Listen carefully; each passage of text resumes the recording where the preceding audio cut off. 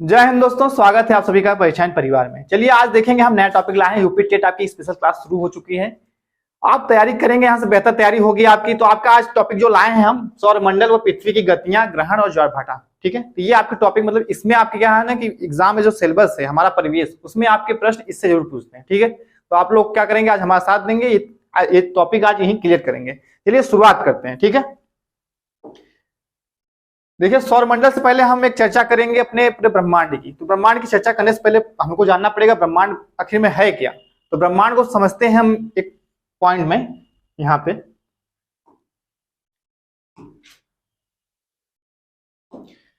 आज से 15 अरब हजार साल पहले, ठीक है,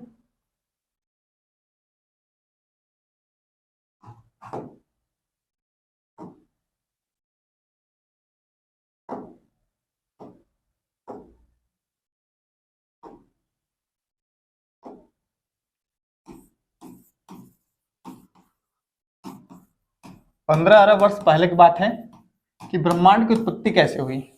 इसमें क्या होता था, पहले एक मतलब एक बस पिंड, एक पिंड छोटा सा था जिसका नाम सिंगुलरिटी, क्या कहते थे, सिंगुलरिटी।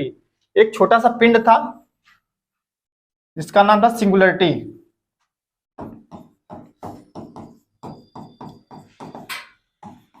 इसी पिंड में इतना, जैसे कि पिंड में इतना घनत्व था, इतना गुरुत्वाकर्षण इसके अंदर था, इतनी ऊर्जा थी कि ये इतने मतलब कि इतना अपने आप में संकुचित था। ठीक है, मतलब इतना संकुचित था कि एकाएक इसमें एक विस्फोट हो गया। ठीक है, आज से 15 अरब वर्ष पहले क्या था कि इतना मतलब कि इतना घनत्व और गुरुत्वाकर्षण का मतलब कि इतना संकुचित था कि विस्फोट होने के बाद इसी से क्या हुआ है, ये विस्फोट के परिणाम स्वरूप इसी में से हमको मैटर, पदार्थ, समय और स्थान, ये तीन चीजों की प्राप्ति हुई। ठीक है, इस सिंगुलरिटी के हिसाब से मतलब इतना विस्फोट हुआ, इतना घनत्व इसका मतलब ज्यादा था, बहुत मान नहीं सकते। तो इसके कारण ही पदार्थ, समय, स्थान की क्या हुई, उत्पत्ति हुई, जिस कारण से ब्रह्मांड की उत्पत्ति हुई। ठीक है, एक मतलब पॉइंट से ही समझ लो, मटर के दाने जितना छोटा ही था सिंगुलरिटी। अब यकीन नहीं करेंगे कितना छोटा से ब्रह्मांड पूरा बन गया, क्योंकि वो एक जॉर्ज लेमेंत्रे महोदय हैं, लेमेंत्रे, इन्होंने एक सिद्धांत दिया था, बिग बैंग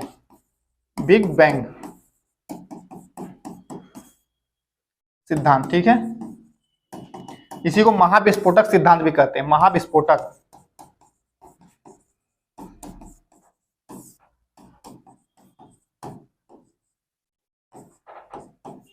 तो ये सिद्धांत इन्होंने बताया था इसी में कि सिंगुलरिटी जो थी, विस्फोट के पश्चात ही क्या हुआ, उसमें पदार्थ, समय और स्थान की जानकारी हमको मिली, जिस कारण से यहाँ पे जैसे कि क्या, सिंगुलरिटी से जब विस्फोट हुआ तो कई ब्रह्मांड में क्या हुआ, आकाश गंगाओं का निर्माण हुआ। फिर आकाश गंगाओं में क्या है, तारे हैं, तारों के समूह में सौरमंडल जैसे हमारा है, ऐसे ही पूरी मतलब संरचना बनी है पूरे ब्रह्मांड की। तो ये पॉइंट आपको समझना था। यहाँ पे 15 अरब वर्ष पहले क्या हुआ था, घटना घटी थी, जिसे हम बिग बैंग थ्योरी के नाम से जानते हैं, और इसी से हमारे सौरमंडल की उत्पत्ति हुई पूरी। ठीक है, और इस पे हम बात करेंगे और चर्चा करेंगे जो हमारे मतलब कई कई हजार, ठीक है, कई हजार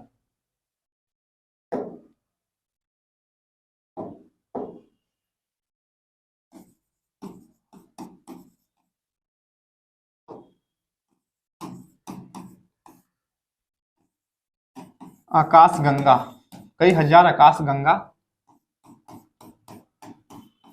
के मिलने से ही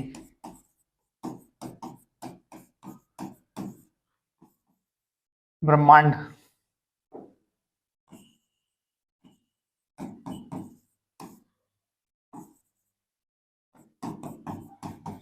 निर्माण होता है। ठीक है, तब आकाश गंगा क्या है इसको समझ लेंगे, क्योंकि आकाश गंगा का समूह ही क्या है, ब्रह्मांड है। तो ब्रह्मांड देखिए, आकाश गंगा की बात करेंगे तो हम पहले नाम आएगा हमारी मंदाकिनी का। ठीक है, तो हमारी जो आकाश गंगा, हमारा सौरमंडल जिस आकाश गंगा में, उसका नाम क्या है, मंदाकिनी है।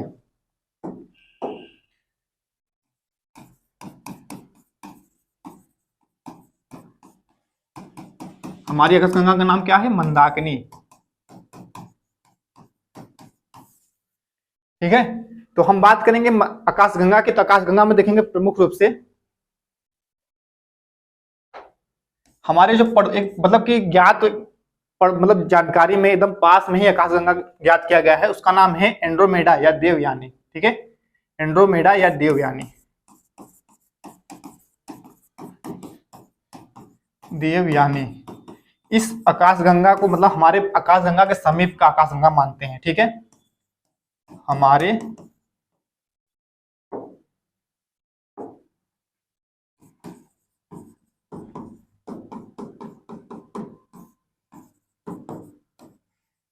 नजदीक है। ठीक है, नजदीक है ये देवयानी या एंड्रोमेडा। ठीक है, अब इसी में पॉइंट हम एक और बताएंगे, सबसे चमकीला तारा, तारा मतलब सूर्य, सूर्य की बात करेंगे तो हम पहले सूर्य की बात बाद में करेंगे, लेकिन इसमें देखेंगे सबसे चमकीला तारा अगर पूरे ब्रह्मांड में देखेंगे। ठीक है, तो साइरस नाम है। क्या नाम है? साइरस।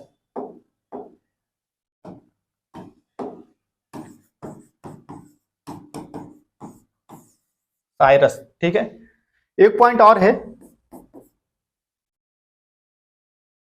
हम सोलर सिस्टम की पढ़ेंगे आज, चर्चा करेंगे। तो सोलर सिस्टम में एक पॉइंट और बनता है कि हमारे नजदीकी एक और सोलर सिस्टम है। ठीक है, उसका नाम क्या है? तो प्रॉक्सिमा सेंचुरी, उसका नाम है प्रॉक्सिमा सेंचुरी।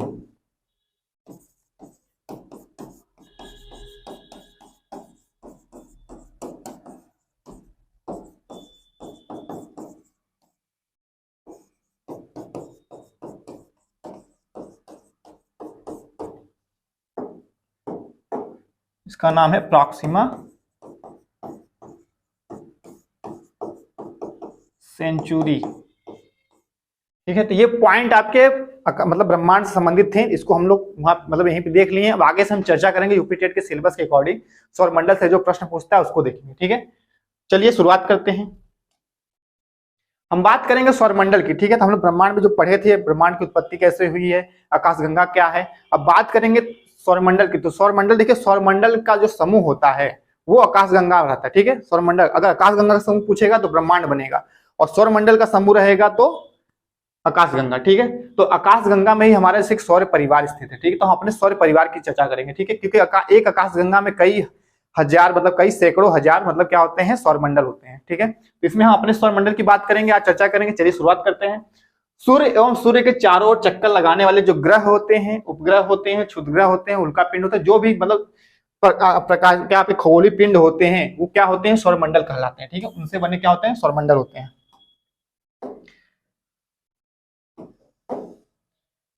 अगर सौरमंडल की एक बार आप परिभाषा देखेंगे तो इसमें देखिए ग्रह, उपग्रह, क्षुद्रग्रह, धूमकेतु सब चीज आती है। ठीक है, अब बात करेंगे सौरमंडल से जुड़े कुछ महत्वपूर्ण पॉइंट है, इसको देख लेंगे। ठीक है, सौरमंडल से जुड़े कुछ पॉइंट है महत्वपूर्ण, इसको देखेंगे आज।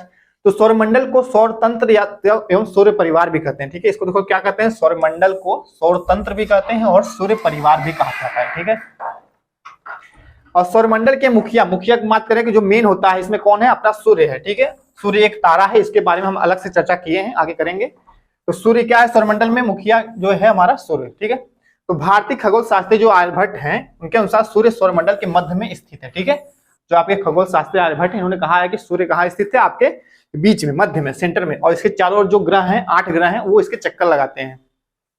तो सौरमंडल में सभी ग्रह, उपग्रह, उल्कापिंड, क्षुद्रग्रह, धूमकेतु इत्यादि सम्मिलित होते हैं। ठीक है, सौर परिवार मतलब आप देखेंगे तो ग्रह, उपग्रह, उल्कापिंड, क्षुद्रग्रह, धूमकेतु इत्यादि सम्मिलित होते हैं।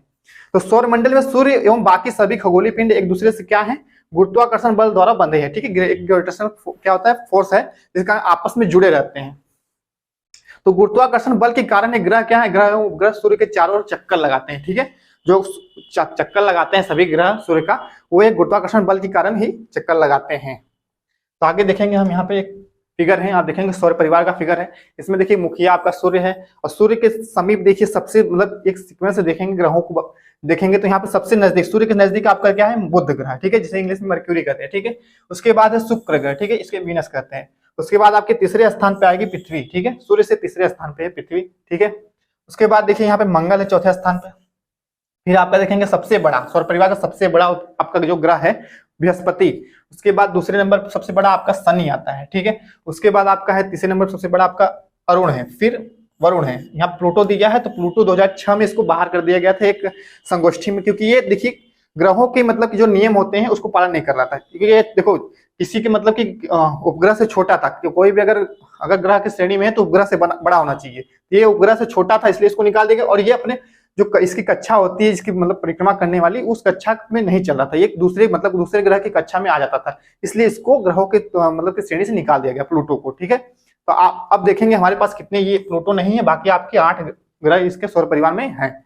तो यह आपके प्रमुख रूप से ग्रह है, इसको एक एक करके हम समझेंगे। बात करेंगे पहले सूर्य की। ठीक है, मुखिया की बात करते हैं तो सूर्य एक प्रकार का तारा है। क्या है? तारा कहते हैं इसको। यह हाइड्रोजन और हीलियम कितना है इसमें? हाइड्रोजन 71% है और हीलियम कितना है? 26.5%। ठीक है, इन गैसों का मिलन होता है। ठीक है, एक नाभिकीय संलयन इनमें होता है, जिस कारण से इनमें ऊर्जा का निर्माण होता है। ये जो चमकते हैं, ये प्रकाश देते हैं, ये नाभिकीय संलयन के द्वारा ही देते हैं। ठीक है, तो इसमें कौन कौन से तत्व हैं? हाइड्रोजन है और हीलियम है, इन्हें दोनों को नाभिकीय संलयन होता है। यह सौर मंडल के केंद्र में स्थित है, पढ़ चुके हैं। इसके प्रकाश मंडल का तापमान, ठीक है, प्रकाश मंडल का बात करेंगे तो जिसकी जो सतह का तापमान है, ठीक है, कितना है? 6000 डिग्री सेंटीग्रेड है। ठीक है, और सूर्य के केंद्र का तापमान, अगर केंद्र की बात करेंगे तो केंद्र में ज्यादा है, कितना है? 15000 डिग्री सेल्सियस। केंद्र में ज्यादा तापमान है और सतह का तापमान कम है, तो सतह पे 6000 है और केंद्र में 15000 डिग्री सेल्सियस है। यह पृथ्वी से लगभग 15 करोड़ किलोमीटर दूर है, लगभग 15 करोड़ किलोमीटर दूर पृथ्वी से है। पृथ्वी पर सूर्य की किरणें को पहुंचने में जो समय लगता है वो है 8 मिनट 19 सेकंड का। ठीक है, पृथ्वी पे सूर्य का जो प्रकाश पड़ता है, किरण पड़ता है, 8 मिनट 19 सेकंड में पड़ता है। सूर्य में जो नाभिकीय संलयन द्वारा क्या होता है? ऊर्जा का उत्पादन होता है। ठीक है, सूर्य में क्या होता है? नाभिकीय संलयन जो बताया, हाइड्रोजन हीलियम, हाइड्रोजन का 2 हाइड्रोजन रहेंगे आपके, इनका क्या होता है? संलयन होता है, तो फिर हीलियम बनते हैं। ठीक है, तो ये आपका क्या है? ऊर्जा का निर्माण होता है, किससे? नाभिकीय संलयन द्वारा। अब देखिए बुध, हम बात करेंगे आगे, पहला ग्रह लेंगे बुध। ठीक है, बुध की बात करेंगे। सौरमंडल का सबसे छोटा है, सबसे निकट भी है, सूर्य का सबसे निकटतम ग्रह है, जो सूर्य के निकलने के 2 घंटे पहले, ठीक है, सूर्योदय के 2 घंटे पहले दिखाई देता है। ठीक है, ये और सबसे छोटा ग्रह है। इसके पास कोई ग्रह नहीं है, ठीक, कोई उपग्रह नहीं, सॉरी, उपग्रह क्या होता है? जो इसकी मतलब ग्रहों के जो चक्कर काटते हैं उसको उपग्रह कहते हैं। ठीक है, तो आप देखेंगे पृथ्वी पे आपका अक्षिक उपग्रह क्या है? चंद्रमा है। तो ऐसे सभी मतलब कि देखेंगे 2 आपके शुक्र और बुध, इसके कोई उपग्रह नहीं, बाकी सभी ग्रहों के उपग्रह हैं। इसमें हम देखेंगे इसके कोई उपग्रह नहीं है। ठीक है, एक पॉइंट ये है इसका सबसे प्रमुख गुण यह है कि इसमें चुंबकीय क्षेत्र होता है। ठीक है, चुंबकीय क्षेत्र बनता है, और यह सूर्य की परिक्रमा सबसे कम समय में पूरी कर लेता है, मात्र 88 दिन में। यह सूर्य की परिक्रमा मतलब सूर्य का एक चक्कर पूरा कर लेता है 88 दिन में। ठीक है, और इसका कोई वातावरण नहीं है, इस पे कोई वातावरण भी नहीं है। आगे हम चर्चा करेंगे अगले ग्रह की। तो शुक्र ग्रह लेते हैं, विनस, इसके बारे में देखते हैं क्या विशेषता है। तो ये पृथ्वी का निकटतम ग्रह है, क्योंकि पृथ्वी के एकदम समीप है। ठीक है, नजदीक है। यह सबसे चमकीला और सबसे गर्म ग्रह है। ठीक है, सबसे गर्म ग्रह है। सबसे गर्म ग्रह इसलिए है क्योंकि देखिए इस पे क्या है? कार्बन डाइऑक्साइड की मात्रा ज्यादा है, लगभग 97% इस पे कार्बन डाइऑक्साइड मात्रा है। ठीक है, 97%। ठीक है, जिस कारण से क्या होता है? एक इफेक्ट पड़ता है, जो सूर्य का प्रकाश इस पे आता है वापस जा नहीं पाता, जिस कारण से यहाँ पे तापमान में वृद्धि हो जाती है, जिस तरह से ये पूरा मतलब गर्म हो जाता है। ठीक है, तो ये कारण है कि सबसे गर्म ग्रह कौन सा है? शुक्र है। बुध तो सबसे पहले है सूर्य के, लेकिन वो गर्म नहीं है क्योंकि उस पर वातावरण नहीं है, लेकिन इसके पास वातावरण जो कार्बन डाइऑक्साइड के बादल है, जिस कारण से इसको गर्म कर देते हैं। और इसे सांझ का तारा, भोर का तारा भी कहते हैं। ठीक है, क्योंकि ये हमको पृथ्वी से देखेंगे तो ये सुबह शाम दिखाई देता है। ठीक है, सुबह शाम आपको दिखाई देगा। ये अन्य ग्रह के वृत्त विपरीत दक्षिणावृत्त चक्कर करता है, मतलब कहने का मतलब है ये क्लॉकवाइज चलता है। ठीक है, मतलब पूरब से पश्चिम, ये पूरब से पश्चिम चक्कर लगाता है। ठीक है, पूर्व से पश्चिम क्लॉकवाइज कह सकते हैं। आपके सौर मंडल में 2 ग्रह हैं, अरुण और शुक्र। ये दोनों क्या है कि मतलब कि सभी के जो चलते हैं, चक्कर काटते हैं पश्चिम से पूरब की तरफ। ये 2 ग्रह हैं कि पूर्व से पश्चिम की तरफ क्लॉकवाइज चक्कर करते हैं सूर्य का। ठीक है, इसे पृथ्वी की भगिनी, क्या है? भगिनी मतलब बहन होता है, बहन कहते हैं इसलिए क्योंकि देखिए घनत्व, आकार और व्यास में क्या है? पृथ्वी के समान ही है। ठीक है, पृथ्वी का भी आगे पढ़ेंगे उसके बारे में, लेकिन इसके पास कोई उपग्रह नहीं, इसके पास कोई उपग्रह नहीं है। विशेषता होगी इसके, आगे देखेंगे। आगे बात करेंगे बृहस्पति, पहले आ गया बृहस्पति। यह सौरमंडल का सबसे बड़ा ग्रह है। ठीक है, सबसे बड़ा ग्रह है, सौरमंडल का सबसे बड़ा। ठीक है, इसे अपनी धुरी जो चक्कर लगाने में मात्र 10 घंटे, ठीक है, लगभग 10 घंटे, 9.8 घंटे लगते हैं। सबसे कम समय में अपने मतलब घूर्णन गति जो होती है इसकी, सबसे कम समय में पूरा कर लेता है। ठीक है, और सूर्य की परिक्रमा करने में 12 वर्ष लगता है। ठीक है, 12 वर्ष में सूर्य की चक्कर लगाता है। इसे पीले रंग का उपग्रह, मतलब इसका एक पीले रंग का उपग्रह है, जिसका नाम क्या है? गैनीमीड, इसका एक सब, और ये सौर परिवार का सबसे बड़ा उपग्रह है। सौर मंडल का सबसे बड़ा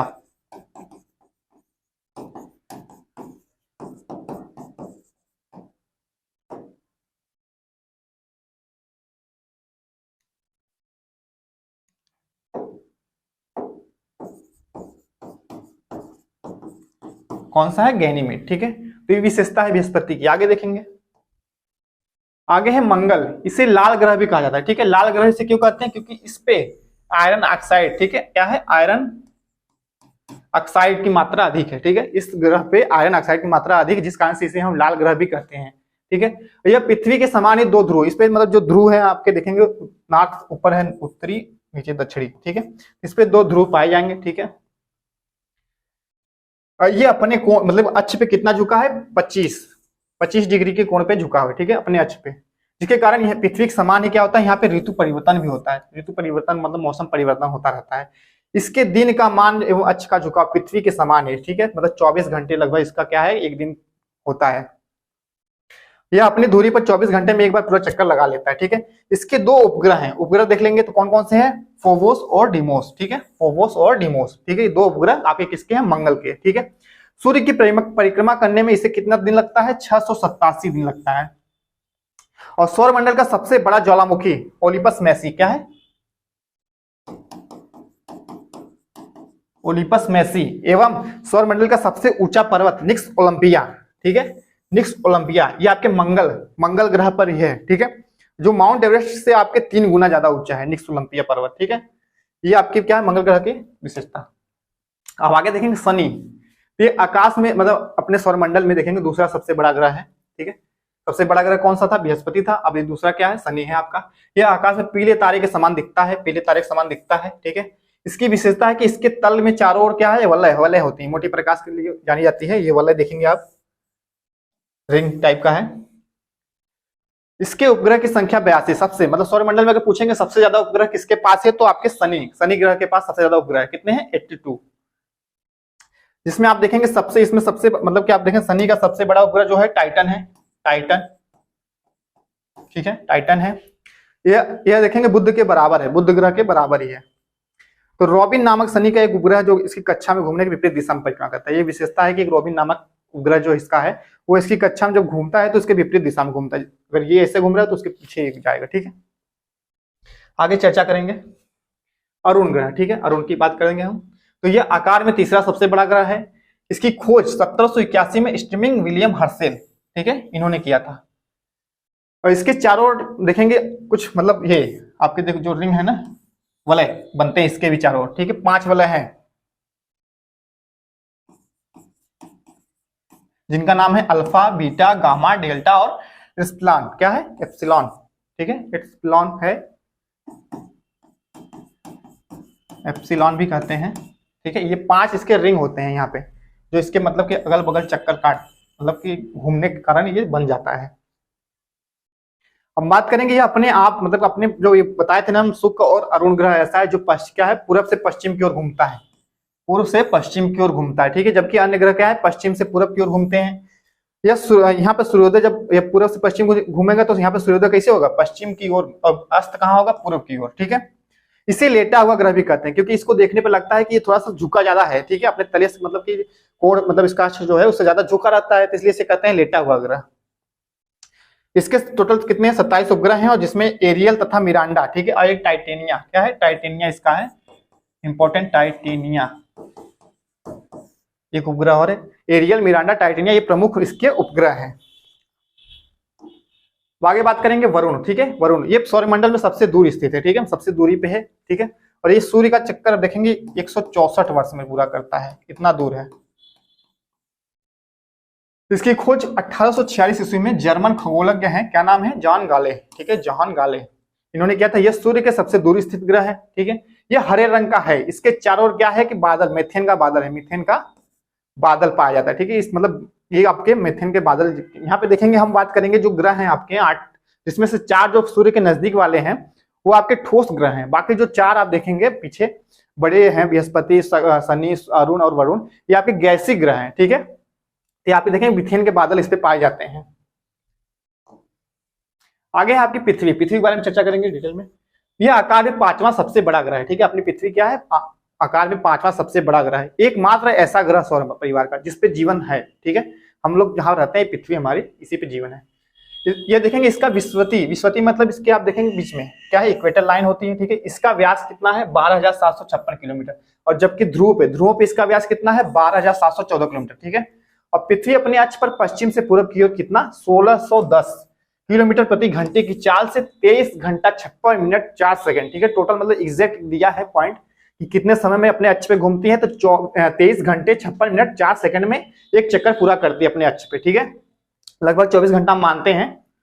पृथ्वी को सूर्य की एक परिक्रमा करने में कितना लगता है, तो 365 दिन 5 घंटा 48 मिनट और 46 सेकंड। ठीक है, ये भी एक मतलब एग्जैक्ट पॉइंट दिया गया है। ठीक है, यहाँ पे और तो इसको टोटल अगर देखेंगे हम तो 365 दिन 6 घंटा। ठीक है, इसको लगभग कहेंगे।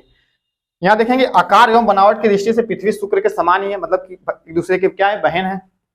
जल की उपस्थिति के कारण इसे हम नीला ग्रह भी कहते हैं। क्या कहते हैं, नीला ग्रह, क्योंकि इसी पे आप देखेंगे जल की मात्रा हमारे पास बहुत सारा है। ठीक है, तो इसलिए इसको हम नीला ग्रह भी कहते हैं।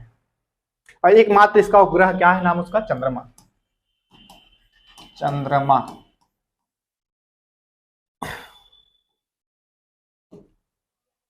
हम चंद्रमा की बात करें, ठीक है, तो एकमात्र पृथ्वी का उपग्रह है। चंद्रमा के अध्ययन को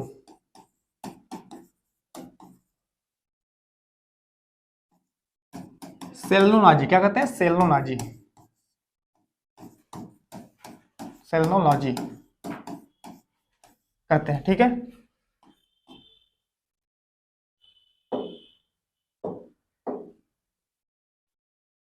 इसका खुद का प्रकाश नहीं है, यह सूर्य के प्रकाश से ही चमकता है। तो इसका प्रकाश पूछ सकता है कि इसका प्रकाश पृथ्वी पर कितने समय में पहुंचता है, तो 1.28 सेकेंड। ठीक है,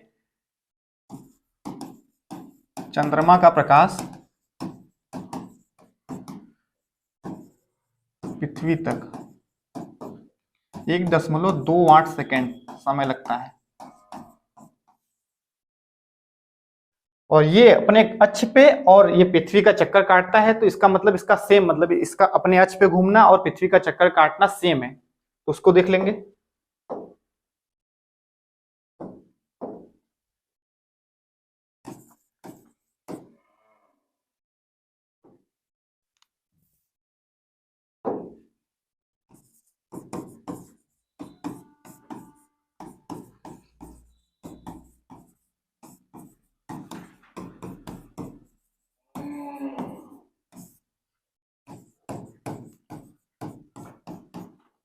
सत्ताईस दिन, ठीक है, 27 दिन 8 घंटा।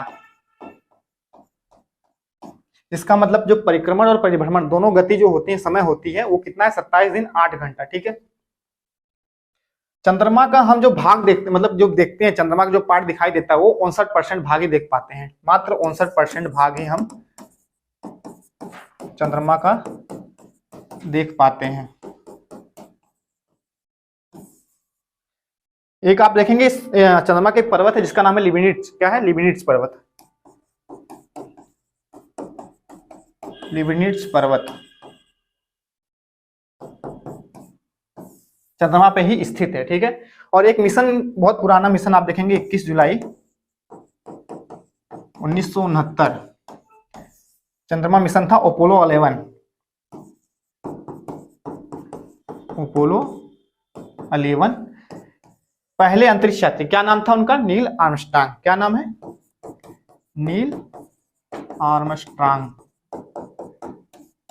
अपोलो 11 मिशन, ये आप देखेंगे पहला मतलब अंतरिक्ष यात्री कौन है, नील आर्मस्ट्रांग। कब गए थे, 21 जुलाई 1969 में अपोलो 11 के जहाज द्वारा। ठीक है, तो चंद्रमा के बारे में बात हो गई। अब आगे देख लेंगे हम इसमें कुछ और भी, जैसे कि हम बात करेंगे सौरमंडल में क्या है, क्षुद्र ग्रह होते हैं, आपके क्षुद्र ग्रह हो गए, धूमकेतु हो गए, उल्कापिंड हो गए, इनको भी देख लेंगे। तो हम बात करेंगे पहले क्षुद्र ग्रह की। क्षुद्र ग्रह देखिए, ये भी खगोलीय पिंड है, लेकिन ये कहाँ पे स्थित है, इनको देखेंगे, इनका लोकेटेड कहाँ है। मतलब तो आपके जो दो ग्रह हैं, एक मंगल है और एक बृहस्पति, इनके बीच में ही स्थित है। एक मंगल ग्रह है आपका,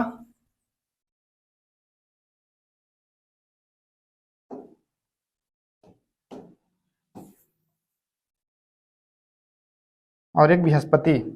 ठीक है, इन दोनों के बीच में कुछ खगोलीय पिंड पाए जाते हैं, जो सूर्य का चक्कर ये लोग भी काटते रहते हैं।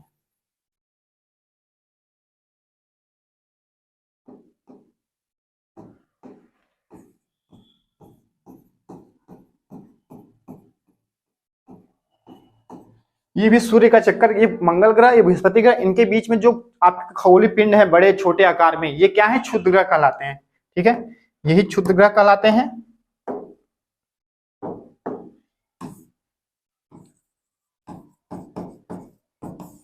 तो आप अगर पूछ सकता है किन दो ग्रहों के बीच में क्षुद्र ग्रह पाए जाते हैं, तो आप कहेंगे मंगल और बृहस्पति।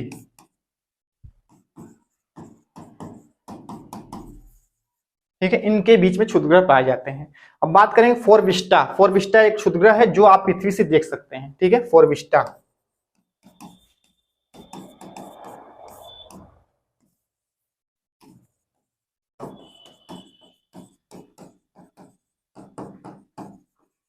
ये आपका क्षुद्र ग्रह था। बात करेंगे हम धूमकेतु का। धूमकेतु क्या है?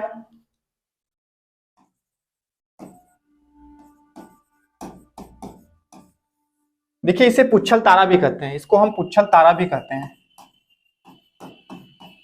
पुच्छल तारा क्यों कहते हैं?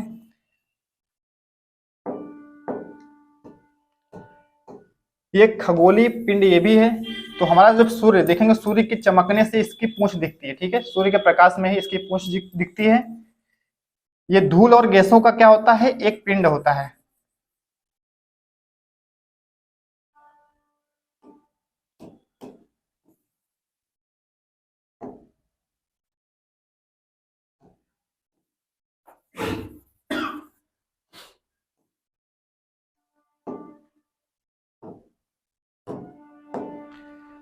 ये आपका सूर्य है और ये आपका धूमकेतु या पुच्छल तारा। तो जब देखिए, ये जो पिंड होता है ये जब जाता है सूर्य की तरफ, तो क्या होता है, इसके जो ये क्या है, गैसों और धूल का, गैसों व धूल का पिंड होता है। ठीक है, तो ये पिंड जो होता है ये सूर्य के नजदीक पहुंचते समय जलने लगता है। जलने लगता है जिस कारण से इसके जो है ना, ये जो गैस होते हैं ये एक पुच्छ का निर्माण कर लेती हैं। ठीक है, पुच्छ का निर्माण कर लेती हैं, जिस कारण से क्या है, मतलब दिखता है एकदम ऐसे पतला दिखता है, पीछे नुकीला, एक पुच्छल तारा की तरह दिखता है। ठीक है, तो यही क्या है, आपका धूमकेतु कहते हैं। ठीक है, एक इंपॉर्टेंट ये है कि एक हेली नामक धूमकेतु है। हेली नामक धूमकेतु है जो 76 वर्ष बाद देखा जाता है। प्रति 76 वर्ष बाद देखा जाता है। अभी पिछले देखेंगे, पिछले समय ये 1986 में देखा गया था। तो अगली बार हम देखेंगे इसको, तो इसमें 76 जब ऐड करेंगे तो 2062 में आपको ये मतलब हेली नामक धूमकेतु दिखेगा। ठीक है, हम बात करेंगे उल्का पिंड की।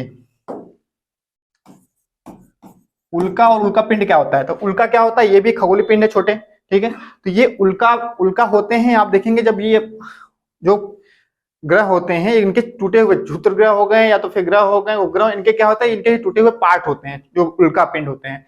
जब उल्का ये मतलब कि आसमान से जब एक दूसरे मतलब गुरुत्वाकर्षण कारण एक दूसरे ग्रह की तरफ आकर्षित होते हैं, तो क्या होता है, ये कभी कभी जल के नष्ट हो जाते हैं। जब जल के नष्ट हो जाएंगे तो उसको उल्का कहेंगे। वही कभी कभी बड़ी मात्रा में मतलब कि बड़े आकार में रहते हैं, जब आके पृथ्वी पे गिर जाते हैं या तो किसी और ग्रह पे गिर जाते हैं तो उसको हम उल्का पिंड कहते हैं। ठीक है, तो उल्का क्या होता है आपका,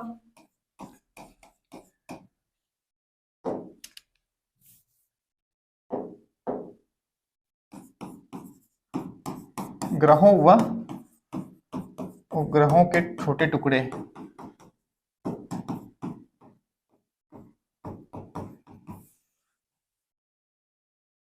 जो वातावरण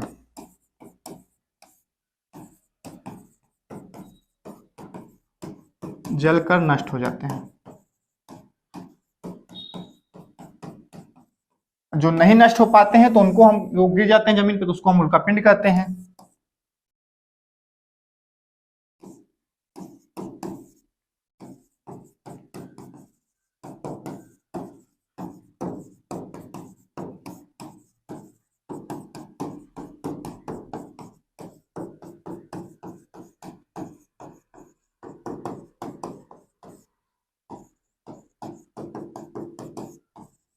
ये आपकी परिभाषा बोल सकते हैं कि जो जले हुए अवशेष पृथ्वी पर गिर जाते हैं उल्का के, वो क्या कहलाएंगे, उल्का पिंड कहलाएंगे। ठीक है, तो ये कुछ इंपॉर्टेंट मतलब आपके थे पिंड, खगोलीय पिंडों के संबंधित। ठीक है, अब चलेंगे अपने पॉइंट पे।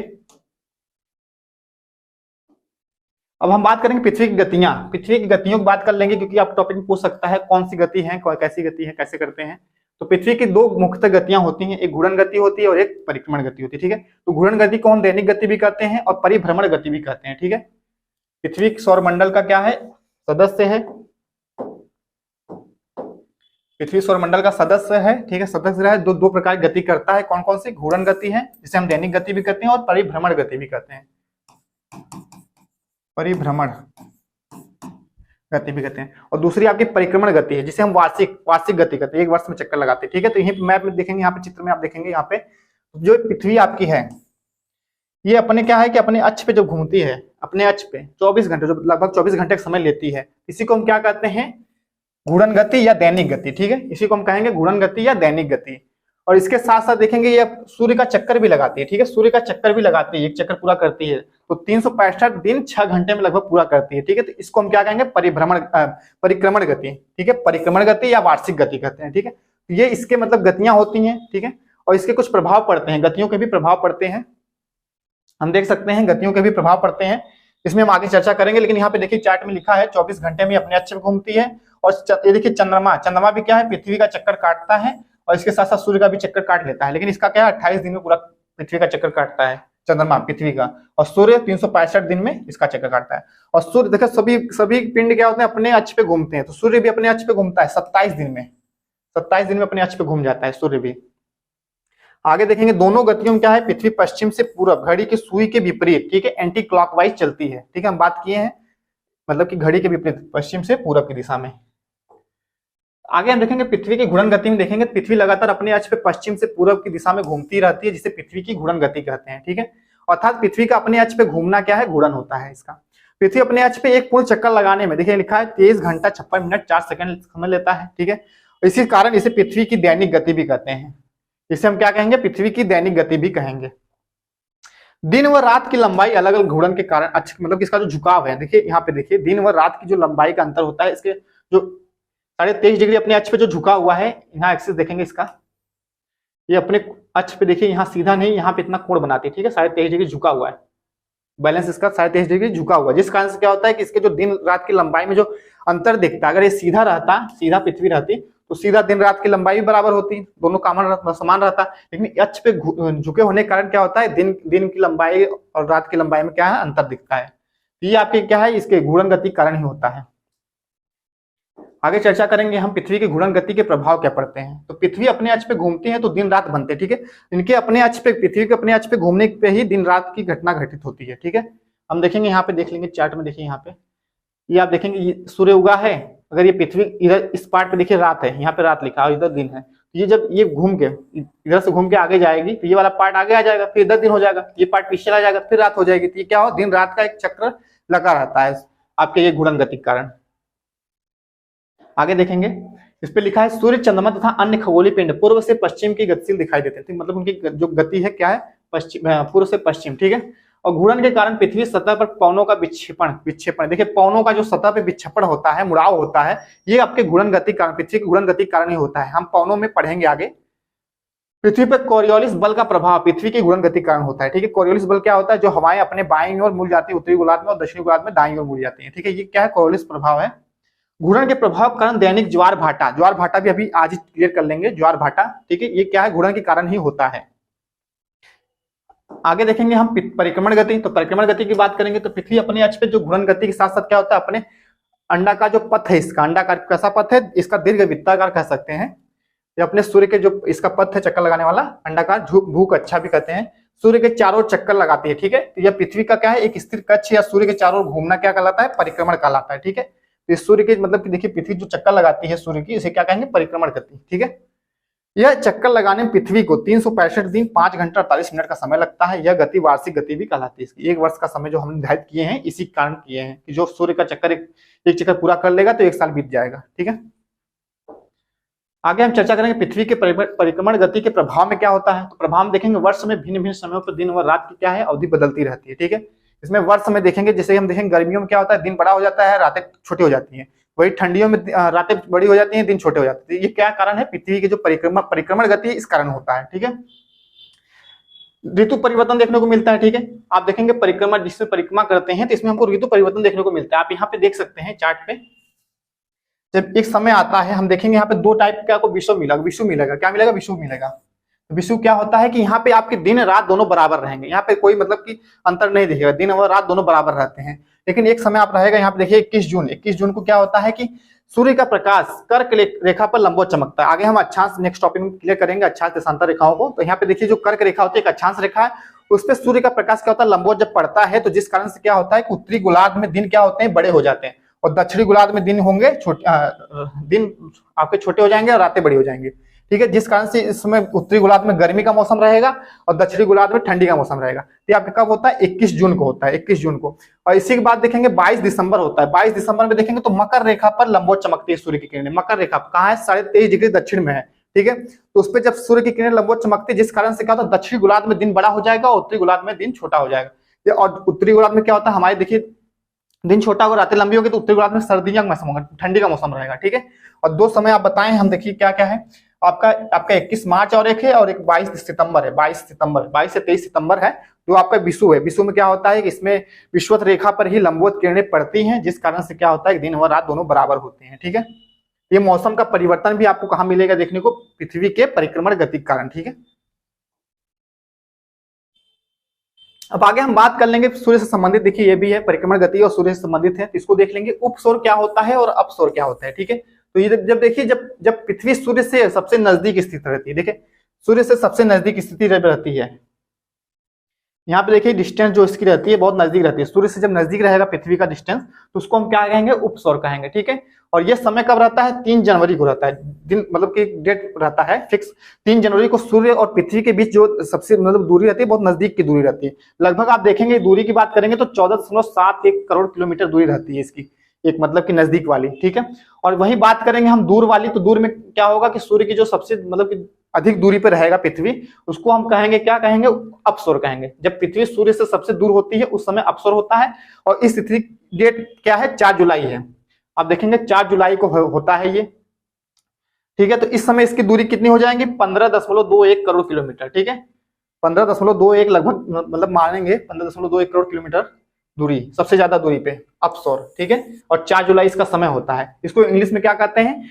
आप देखेंगे अपसौर को एपीहेलियन कहते हैं और उपसौर को पेरीहेलियन कहते हैं। ठीक है, और इसी तरह चंद्रमा के भी देख लेंगे, यहीं पे पॉइंट लिखे हैं हम। चंद्रमा की भी यही स्थिति होती है, उपभू और अपभू। जब चंद्रमा तथा पृथ्वी के बीच की दूरी क्या होती है? न्यूनतम होती है, कम होती है, तो उसे हम उपभू कहते हैं। ठीक है, और जब चंद्रमा तथा पृथ्वी के बीच की दूरी अधिक रहेगी तो उसे हम उपभू कहेंगे। ठीक है, उपभू। ये पॉइंट भी यहीं पे होता है सेम इसी तरह, जैसे सूर्य की बीच की दूरी रहती है पृथ्वी से। तो ये पॉइंट भी आपकी क्लियर हो चुकी है। अब आगे हम बात करेंगे ग्रहण क्या होता है। ठीक है, ग्रहण क्या होता है? जब खगोलीय पिंडों के बीच में कोई मतलब कि प्रकाशीय पिंड, कोई खगोलीय, उसके बीच में कोई और पिंड आ जाते हैं, जिस तरह से उसकी एक छाया दूसरे पिंड पर पड़ जाती है। ठीक है, तो इसके बीच में ग्रहण एक मतलब शब्द आ जाता है। तो यहाँ पे हम ग्रहण की बात करेंगे तो अपने खगोल में देखेंगे तो 2 ग्रहण होते हैं इंपॉर्टेंट, एक सूर्य ग्रहण लगता है, एक चंद्र ग्रहण लगता है। तो इसको हम देख लेंगे यहीं पे। ठीक है, तो बात करेंगे सोलर इक्लिप्स। ठीक है, सूर्य ग्रहण की। जब कभी दिन के समय, देखिए दिन के समय लगता है सूर्य ग्रहण, सूर्य दिखेगा तभी लगेगा। दिन के समय क्या होता है? सूर्य एवं पृथ्वी के बीच में चंद्रमा आ जाएगा। क्या आ जाएगा? चंद्रमा। यहाँ पे देखेंगे सूर्य है, पृथ्वी, इसके बीच में देखिए यहाँ पे चंद्रमा है। ठीक है, चंद्रमा आ जाता है, तो इस स्थिति को सूर्य ग्रहण कहते हैं। क्या कहते हैं? सूर्य ग्रहण कहते हैं। और जब सूर्य का एक भाग छिप जाता है तो उसे आंशिक, मतलब सूर्य का कुछ एक भाग छिपा रहेगा तो उसे आंशिक कहेंगे। और जब यही पूरा भाग छिप जाता है तो इसे क्या कहेंगे? पूर्ण रूप से सूर्य ग्रहण लगा हुआ है। ठीक है, तो पूर्ण रूप से भी लगता है सूर्य ग्रहण, कभी कभी आंशिक रूप से भी लगता है। हम देखेंगे जब पूर्ण रूप से सूर्य ग्रहण लगता है तो कुछ पॉइंट उसके ऊपर आप देखेंगे, यहाँ पे एक सर्कल बनता है। ठीक है, चमकीला भाग दिखता है ग्रहण लगने के बाद। ठीक है, तो उसको हम क्या कहते हैं? सूर्य मुकुट। ठीक है, डायमंड रिंग कहते हैं। ठीक है, तो ये आपको सूर्य ग्रहण के समय ही दिखेगा कि डायमंड रिंग कब बनता है? सूर्य ग्रहण के समय बनता है। यहाँ पे देखिए लिखा है कि उस समय सूर्य ग्रहण पूर्ण सूर्य ग्रहण होता है, और पूरे सूर्य ग्रहण हमेशा अमावस्या के, सबके क्या है लिखा है? अमावस्या, न्यू मून जिसे कहते हैं इंग्लिश में। तो सूर्य ग्रहण कब लगता है? अमावस्या के दिन लगता है। ठीक है, और चंद्र ग्रहण लगेगा पूर्णिमा के दिन लगेगा। तो आपके सूर्य ग्रहण में देखेंगे यहाँ पे चित्र में सूर्य का प्रकाश देखेंगे जाएगा, तो यहाँ बीच में चंद्रमा जब आ जाएगा तो इसकी एक छाया बन जाएगी आपकी पृथ्वी पे। तो पूरे पृथ्वी पे तो आप देखेंगे सूर्य ग्रहण नहीं लग सकता, कहीं कहीं लगेगा ना जहाँ पे छाया बनेगी, बाकी और जगह नहीं। यहाँ आप देखिए जो छाया बनती है अंबरा कहते हैं, जो उप छाया बनती है कुछ मतलब हल्की छाया बनती है उसके पेनम्बरा कहते हैं। क्या कहते हैं? पेनम्बरा। तो यहाँ पे उप छाया हिंदी में कहते हैं इसको, ठीक है। तो आपके यहाँ पे देखिए, यहाँ पे जो छाया बना है इसे हम छाया मतलब कि ग्रहण कहते हैं, ठीक है, सूर्य ग्रहण। अब अगला पॉइंट हमारा है चंद्र ग्रहण, इसको भी देखेंगे यहाँ पे। तो चंद्र ग्रहण लूनर इक्लिप्स क्या है? जब सूर्य और चंद्रमा के बीच पृथ्वी आ जाती है, ठीक है। तो वहां पे क्या था कि जब सूर्य और पृथ्वी के बीच चंद्रमा आती थी तब सूर्य ग्रहण लगता था, और जब सूर्य और चंद्रमा के बीच पृथ्वी आती है तो चंद्र ग्रहण लगता है, ठीक है। ये स्थिति होती है चंद्र ग्रहण की। चंद्र ग्रहण हमेशा पूर्णिमा के समय लगता है, ठीक है, पूर्णिमा, पूर्णिमा, ठीक है, पूर्णिमा, पूर्णिमा जिसे हम फुल मून कहते हैं, रात्रि में होता है। प्रत्येक पूर्णिमा को चंद्र ग्रहण नहीं लगता है। ये इंपॉर्टेंट पॉइंट इसलिए है क्योंकि देखो हर महीने में क्या होता है, पूर्णिमा आती है, इसलिए हर महीने में तो लगेगा नहीं चंद्र ग्रहण। तो क्या होता है कि इसका मतलब पृथ्वी के कक्षा जिसे चंद्रमा जो होता है 5 डिग्री का एक अंतर होता है, ठीक है। उनकी मतलब जो चंद्रमा की जो कक्षा झुकाव है उसका 5 डिग्री का अंतर है, जिस कारण से क्या होता है कभी कभी ये एक साथ वो मतलब कि बदल जाते हैं, एक साथ मुड़ जाते हैं, सूर्य के मतलब सामने नहीं आ पाता चंद्रमा, जिस कारण से हर मतलब पूर्णिमा के दिन चंद्र ग्रहण नहीं लगता है। तो ये आपका 5 डिग्री अंतर इंपॉर्टेंट है। पृथ्वी के ऊपर ये नीचे से गुजर जाती है, यही बात है इसमें, कभी कभी पृथ्वी के ऊपर से या नीचे से गुजर जाती है, ठीक है। जब वो घूमती है चंद्रमा चक्कर लगाती, पृथ्वी चक्कर लगाती है चंद्रमा, तो कभी कभी इसके नीचे से निकल जाती है या ऊपर से निकल जाती है। तो इस कारण से क्या होता है आपको चंद्रग्रहण नहीं मिलेगा, जो 5 डिग्री झुकने के कारण इसका है, ठीक है। अधिकतम 3 बार, देखिए क्या लिखा है, एक वर्ष में अधिकतम 3 बार पृथ्वी की उपछाया क्षेत्र में चंद्रमा गुजरता है, ठीक है। ये मतलब अधिकतम 3 बार क्या होता है कि चंद्रग्रहण लग सकता है। अब यहाँ देखेंगे चित्र में सूर्य इधर है, अब देखें चंद्रमा है, और इसकी जो सूर्य का प्रकाश है जब चंद्रमा पे जाएगा ही नहीं, चंद्रमा चमकेगा नहीं, जिस कारण से यहाँ पे इस भाग पे, पृथ्वी के इस भाग पे देखिए आपके थोड़ा अंधेरा रहेगा, जिसे हम चंद्रग्रहण कहते हैं, ठीक है। तो ये क्या होता है कि आपके चंद्रग्रहण का एक मतलब सेट है, आप देख लेंगे। अब आगे हम बात करेंगे, कुछ पॉइंट और भी लिए हैं, ज्वार भाटा, इसको क्लियर कर लेंगे क्योंकि ये भी आप सूर्य ग्रहण चंद्र ग्रहण संबंधित पॉइंट है, इसको भी देख लेंगे। हम बात करेंगे ज्वार भाटा होता क्या है। तो चंद्रमा एवं सूर्य की जो आकर्षण शक्ति होती है, देखिए शक्ति है, चंद्रमा का भी है गुरुत्वाकर्षण बल और सूर्य का भी सबसे ज्यादा गुरुत्वाकर्षण बल है, जो मतलब अपने तरफ आकर्षित करते हैं। तो क्या होता है कि सागरी जल क्या होते हैं, जो पृथ्वी के सागरी जल हैं वो इसकी तरफ आकर्षित होने के लिए उठते हैं, जमीन धरातल अपने मतलब की सतह से ऊपर उठते हुए लगते हैं। तो यही जो ऊपर उठता है उसे हम ज्वार कहते हैं, और जो फिर दोबारा नीचे चले जाते हैं उसे हम भाटा कहते हैं, ठीक है। यहाँ लिखा है चंद्रमा और सूर्य की आकर्षण शक्तियों के कारण सागरी जल का ऊपर उठने तथा गिरने को ज्वार भाटा कहते हैं। तो सागरी जल के ऊपर उठकर आगे बढ़ने को क्या कहेंगे, ज्वार कहेंगे, और वही सागरी जल के नीचे गिरकर पीछे लौटने को क्या कहेंगे, उसे हम भाटा कहेंगे, ठीक है। तो यहाँ पे आप देखेंगे ज्वार भाटा दो होते हैं, दो रूप से होते हैं। कौन कौन से? बृहत होता है एक लघु होता है ज्वार भाटा। जो ज्वार होता है उसको देखेंगे हम, भाटा की बात नहीं कर रहे, हम ज्वार की बात कर रहे हैं। तो जो बृहत होता है वो कैसे होता है, जब सूर्य चंद्रमा और पृथ्वी एक सीध में रहते हैं उसे हम, उस समय क्या होता है, बृहद ज्वार आता है, ठीक है। क्या आता है? बृहद ज्वार होता है। सूर्य चंद्रमा और पृथ्वी एक सीध में रहते हैं, और ये सिचुएशन देखिए दो तरह से हो गया, आपके चंद्र ग्रहण में भी एक सीध में रहते हैं और सूर्य ग्रहण में भी एक सीध में रखते हैं। इसका मतलब हम यहाँ पे लिख सकते हैं पूर्णिमा प्लस अमावस्या।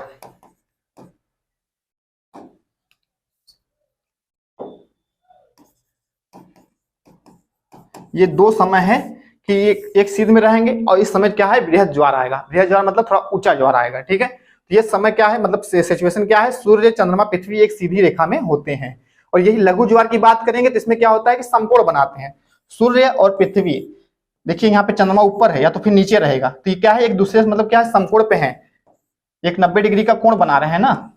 तो ये स्थिति क्या है, लघु ज्वार की है। लघु ज्वार की स्थिति में क्या होता है, सूर्य चंद्रमा और क्या है, पृथ्वी का एक समकोण रूप होता है, जिस कारण से लघु ज्वार आता है, ठीक है। इसमें क्या होता है, गुरुत्वाकर्षण बल थोड़ा कम काम करता है, क्योंकि देखिए चंद्रमा ऊपर की तरफ खींचेगा पानी को और सूर्य इधर अपनी तरफ खींचेगा, तो इसलिए थोड़ा कम होता है, इसे लघु ज्वार कहते हैं। और ये आपको कृष्ण पक्ष और शुक्ल पक्ष को देखने को मिलेगा, ठीक है, कृष्ण पक्ष और शुक्ल पक्ष।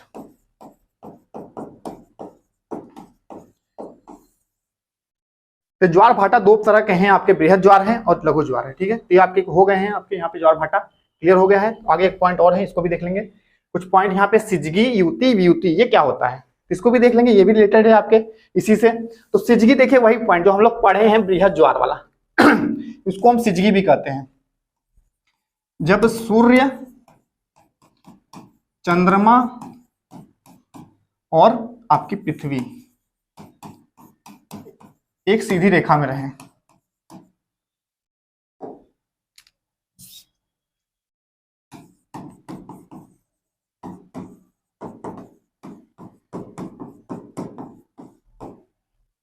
उसे हम क्या कहेंगे, सिजगी कहेंगे, सिजगी। ये सिजगी देखिए सिचुएशन क्या है, जब सूर्य चंद्रमा पृथ्वी एक सीधी रेखा में होते हैं, ठीक है, वही आप डायग्राम देख लेंगे फिर से बैक करके, देखिए यहाँ पे इस स्थिति को क्या कहेंगे, सिजगी कहेंगे, ये स्थिति सिजगी है। युति क्या होता है, आप इसको अगर अच्छे समझेंगे तो सूर्य ग्रहण को लीजिए, सूर्य ग्रहण, सूर्य ग्रहण, ठीक है। सूर्य ग्रहण का मतलब ये हुआ कि इसमें देखिए क्या है, सूर्य और पृथ्वी के बीच चंद्रमा रहे, चंद्रमा, ठीक है। सूर्य और पृथ्वी के बीच जब चंद्रमा रहती है तो इस स्थिति युति भी कहते हैं, ठीक है, युति। और फिर युति की बात करेंगे तो ये चंद्र ग्रहण संबंधित है, क्या है, चंद्र ग्रहण से, चंद्र ग्रहण से संबंधित है, ठीक है। तो वही हो गया फिर सूर्य और चंद्रमा, चंद्रमा के बीच पृथ्वी आ गई।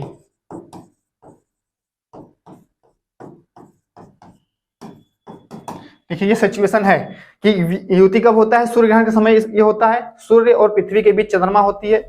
और व्युति क्या होता है, चंद्र ग्रहण समय होता है, सूर्य और चंद्रमा के बीच पृथ्वी होती है, बस नाम अलग अलग हो जाते हैं। और दोनों को मिला के अगर देखा जाएगा तो सिजगी है, क्योंकि इसमें देखिए एक सीध में ही रहते हैं सूर्य चंद्रमा पृथ्वी, ठीक है। तो ये पॉइंट आपके यही है, क्या है इंपॉर्टेंट पॉइंट, सिजगी युति व्युति, ठीक है। तो ये आज का जो टॉपिक था हमारा, ये खगोल मतलब खगोली संबंधित था। ये आपके एग्जाम में टेट के सिलेबस में थोड़ा मतलब दिया है, आप इसको यहाँ से तैयारी कर लेंगे, ठीक है। तो आज का टॉपिक यहीं पर समाप्त करते हैं हम, ठीक है। तो हमारे चैनल को अगर आप सब्सक्राइब नहीं किए तो सब्सक्राइब जरूर कर लेंगे, ठीक है। और वीडियो ज्यादा शेयर करेंगे। आप सभी का बहुत बहुत धन्यवाद।